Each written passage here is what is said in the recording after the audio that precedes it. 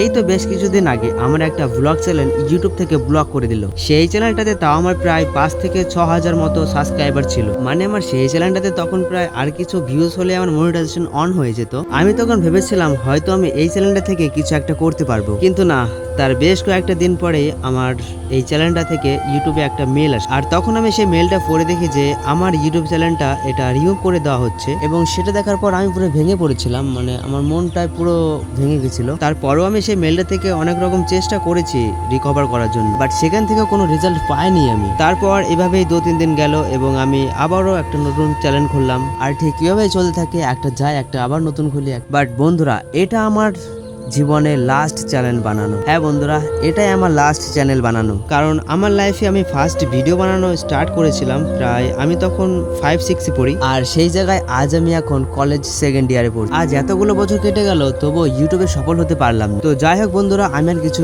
বলতে চাই না এখন, কারণ ভিডিওটা অনেক এখন লম্বা হয়ে যাচ্ছে। সো তোমরা সাপোর্ট করতে থাকো, আমাদের পাশে থাকো।